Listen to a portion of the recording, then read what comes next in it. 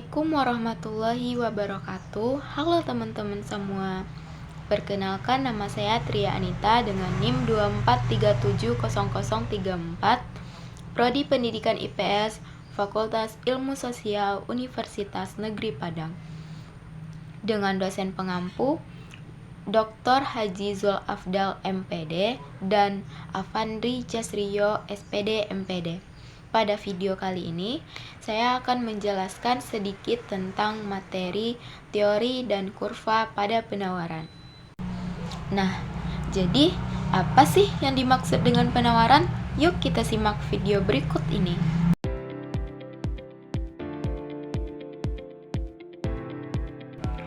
Dapat teman-teman lihat, pengertian penawaran dikutip dari buku Ekonomi Mikro tahun 2019. Penawaran dalam ilmu ekonomi adalah banyaknya barang atau jasa yang tersedia dan dapat ditawarkan oleh produsen kepada konsumen pada tingkat harga selama periode waktu tertentu. Sementara, dalam buku pengantar ekonomi mikro dijelaskan bahwa penawaran adalah sejumlah barang atau jasa yang tersedia dan dapat ditawarkan oleh produsen ke konsumen pada tingkat harga dalam periode waktu tertentu. Ditambah dari modul ekonomi kelas 10 tahun 2020, penawaran adalah jumlah barang yang mampu dan tersedia untuk dijual oleh produsen. Nah, jadi teman-teman semuanya, pada video ini ada dua jenis penawaran. Yang pertama yaitu penawaran individu. Menurut Baharudin Sudjarono dan kawan-kawan dalam buku Ekonomi Mikro tahun 2019, penawaran individu adalah penawaran yang dilakukan oleh seorang penjual atau produsen. Dalam jenis penawaran ini, penjual bisa menawarkan beberapa jumlah barang kepada konsumen, jadi sifat penawarannya langsung dan tidak lewat perantara. Tentunya, jumlah dan jenis barang yang ditawarkan produsen bisa berbeda antara satu sama lain. Inti dari penawaran individu adalah penawaran barang atau jasa oleh seorang produsen kepada seorang konsumen. Contohnya seperti pedagang di pasar menawarkan daging ayam kepada seorang pembeli. Contoh lainnya, seorang wirausaha menawarkan kue bolu buatannya kepada pembeli dengan harga 25.000 per kotaknya. Yang kedua, ada penawaran pasar. Penawaran pasar disebut juga dengan penawaran kolektif. Dikutip dari buku Ajar Ekonomi Pangan dan Gizi tahun 2015, karya Nini Rustanti, penawaran pasar adalah penawaran yang datang dari semua jumlah di pasar untuk sebuah barang. Bisa juga diartikan bahwa penawaran kolektif adalah keseluruhan penawaran yang didapat dari penjumlahan penawaran individu terhadap barang atau jasa. Umumnya, penawaran ini terjadi ketika ada banyak penjual di pasar menawarkan jenis barang yang sama. Contohnya, beberapa pedagang di pasar menawarkan daging ayam dengan harga serta jumlah yang berbeda. Misalnya, pedagang A menjual daging ayam dengan harga 25.000 per kilogram. Pada tingkat harga tersebut, ia mampu menawarkan 20 kg daging. Sementara pedagang B menjualnya dengan harga 27.000 per kilogram. Ia mampu menawarkan 15 kg daging. Berdasarkan contoh tersebut, penawaran pasarnya sebesar 35 kg daging ayam. Nilai ini didapat dari penjualan penawaran daging milik pedagang A dan pedagang B. Materi selanjutnya ada hukum penawaran. Bunyi hukum penawaran, jika harga naik maka penawaran meningkat. Jika harga turun maka penawarannya juga akan turun. Artinya, jumlah barang yang ditawarkan akan selalu berbanding lurus dengan harganya. Ketika harga barang atau jasa naik, maka jumlah barang yang ditawarkan akan ikut bertambah.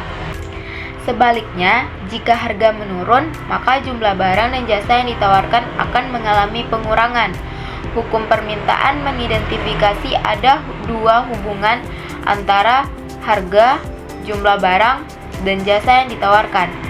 Hukum penawaran adalah kuantitas barang atau jasa yang bisa dijual pada tingkat harga dan periode tertentu. Adapun contoh penawaran dalam kehidupan sehari-hari yaitu yang pertama, penawaran buah-buahan. Contohnya durian yang menjadi salah satu jenis buah yang memiliki peminat yang tinggi dan jadi barang yang jarang ditemukan di periode tertentu. Tak heran jika harga durian bisa melambung tinggi. Yang kedua, penawaran jagung. Hasil pertanian jagung cukup melimpah. Hal tersebut membuat petani harus menjualnya lebih banyak dari tahun kemarin. Agar pembeli membeli jagung dalam jumlah banyak, maka penjual harus menurunkan harga. Yang ketiga, penawaran kerja. Contohnya, apabila pada suatu kota terjadi lonjakan angkatan kerja, misalnya seperti lulusan SMA atau perguruan tinggi, kebanyakan dari mereka mau menerima upah rendah asal bisa bekerja. Hanya saja tidak banyak lapangan pekerjaan yang tersedia. Dapat teman-teman lihat pada video tersebut, formula sama dengan dalam kurung P dikurang P absen, Y dikurang Y absen, besar sama 0. P melambangkan harga produk di pasar jika penawaran adalah Y. P absen merupakan harga produk di pasar jika penawaran adalah Y absen. Y merupakan jumlah penawaran produk di pasar dengan harga P, dan Y absen jumlah penawaran produk di pasar dengan harga P. Dapat teman-teman lihat bentuk kurva penawaran pada video. Kurva penawaran menggambarkan korelasi antara biaya satu produk atau layanan dan jumlah yang tersedia. Kurva penawaran ditunjukkan dalam bentuk grafik dengan harga pada sumbu vertikal sebelah kiri dan jumlah yang ditawarkan pada sumbu horizontal. Kurva penawaran dapat dilihat sebagai demonstrasi visual tentang cara kerja hukum penawaran dan permintaan. Kurva penawaran seringkali dapat menunjukkan apakah suatu komoditas akan mengalami kenaikan atau penurunan harga berdasarkan permintaan dan sebaliknya. Kurva penawaran lebih dangkal untuk produk dengan penawaran lebih elastis dan lebih curam untuk produk dengan penawaran yang kurang elastis. Jadi teman-teman semuanya, kurva penawaran akan bergerak ke atas dari kiri ke kanan, menggambarkan hukum permintaan. Perhatikan bahwa rumusan ini menyiratkan bahwa harga adalah variabel terikat. Dalam kebanyakan disiplin ilmu, variabel bebas muncul pada sumbu horizontal atau sumbu X, tetapi ekonomi merupakan pengecualian terhadap aturan ini. Penawaran mempunyai kemiringan positif, artinya garis kurva dimulai dari kiri bawah ke kanan atas. Artinya bahwa harga suatu barang tertentu dan jumlah barang tersebut mempunyai hubungan yang searah. Jadi, jika harga suatu barang mengalami kenaikan, maka jumlah barang tersebut akan mengalami kenaikan. Sebaliknya, jika suatu harga barang mengalami penurunan, maka jumlah barang yang ditawarkan juga akan ikut menurun.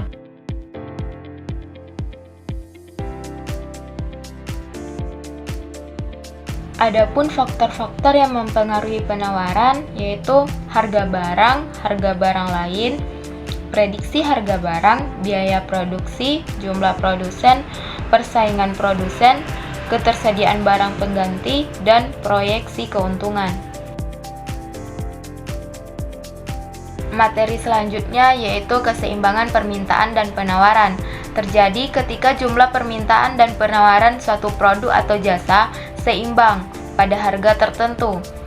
Kondisi ini menyebabkan harga yang diminta konsumen dan harga yang ditawarkan produsen sama, sehingga harga produk cenderung stabil.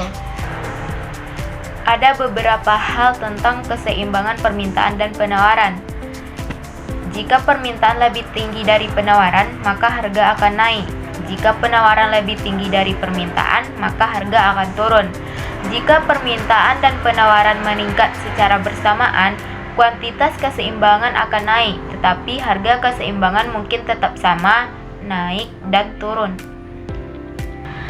Dari semua materi yang telah dipaparkan, dapat diambil kesimpulan, penawaran adalah jumlah barang atau jasa yang siap dan sanggup dijual oleh produsen pada berbagai tingkat harga dalam periode waktu tertentu. Penawaran dipengaruhi oleh faktor harga, biaya produksi, teknologi, dan kebijakan pemerintah. Penawaran sangat penting dalam ekonomi karena mempengaruhi jumlah barang dan jasa yang tersedia di pasar. Penawaran yang cukup dapat menjaga kelancaran distribusi barang, mengatur harga, dan memenuhi kebutuhan konsumen. Selain itu, penawaran yang seimbang dengan permintaan membantu menciptakan stabilitas pasar dan mendorong pertumbuhan ekonomi. Sekian video presentasi yang dapat saya sampaikan. Apabila ada salah kata, mohon dimaafkan.